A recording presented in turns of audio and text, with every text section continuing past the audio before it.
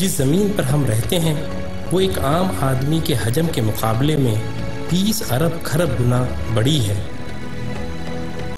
جبکہ ہمارا سورج ہماری زمین سے 10 لاکھ گنا بڑا ہے۔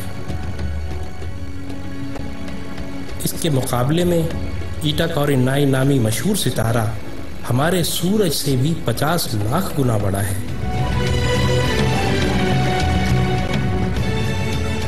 اس کے بعد بیٹل جوس نامی ستارے کا نمبر آتا ہے جو ہمارے سورج سے 30 کروڑ گنا بڑا ہے۔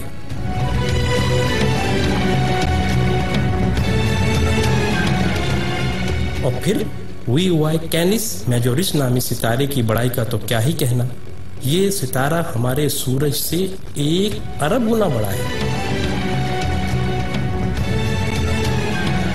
کیا آپ کو معلوم ہے کہ جس کہکشاں میں ہم رہتے ہیں اس کا نام ملکی وے ہے، اور ہماری صرف اس ایک کہکشاں میں ہمارے سورج جیسے 300 ارب سے زائد سورج موجود ہیں۔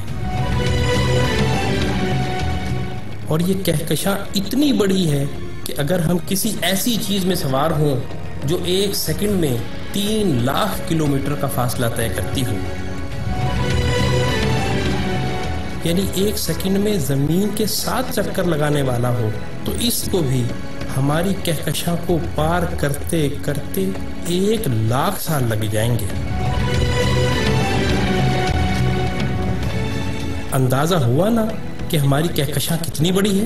لیکن نہیں، آئیں ہم آپ کو اپنی پڑوسی کہکشاں میں لیے چلتے ہیں جس کا نام اینڈرومیڈا ہے۔ وہ ہماری کہکشاں سے 2 گنی ہے، یعنی 2 لاکھ نوری سال وسیع و عریض ہے، لیکن یہ بھی چھوٹی ہے۔ M81 نامی کہکشاں ہماری کہکشاں سے 60 گنا بڑی ہے، جبکہ IC 1011 نامی کہکشاں ہماری کہکشاں سے 600 گنا بڑی ہے۔ اب سمجھ آ رہا ہے نا اللہ اکبر کا کیا مطلب ہے؟ اللہ اکبر، اللہ اکبر۔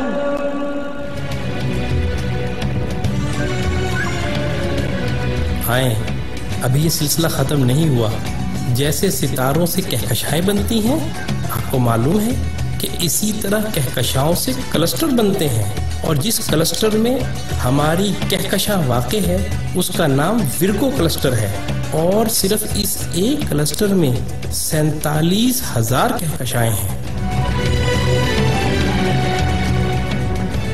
اور معاملہ ابھی یہیں ختم نہیں ہوا، کلسٹرز بھی آپس میں مل کر سپر کلسٹر بناتے ہیں، اور جس سپر کلسٹر میں ہم رہتے ہیں اس کا نام لوکل سپر کلسٹر ہے، اور اس سپر کلسٹر میں 100 کے قریب کلسٹر ہیں، اور اس سپر کلسٹر جیسے کم و بیش 1 کروڑ سپر کلسٹر ہماری کائنات میں موجود ہیں، جو ایک عظیم جال میں معمولی نقطوں کی مانند نظر آتے ہیں، اور ان سب کو صرف ایک ذات یعنی اللہ تعالیٰ نے بنایا ہے۔ تو اندازہ ہوا کہ اللہ کتنا بڑا ہے۔ یہی وہ کبریائی ہے جس کو قرآن سورہ زمر میں یوں بیان کرتا ہے، اور انہوں نے اللہ کی قدر ہی نہ کی جیسی اس کی قدر کرنے کا حق تھا۔ اس کی بڑائی کا یہ حال ہے کہ قیامت کے دن زمین اس کی مٹھی میں ہوگی اور تمام آسمان اس کے سیدھے ہاتھ میں لپٹے ہوں گے۔ یہ ہے اللہ اکبر کا صحیح مطلب، اور یہی وہ عظیم جملہ ہے جس کو سننے اور سمجھ لینے کے بعد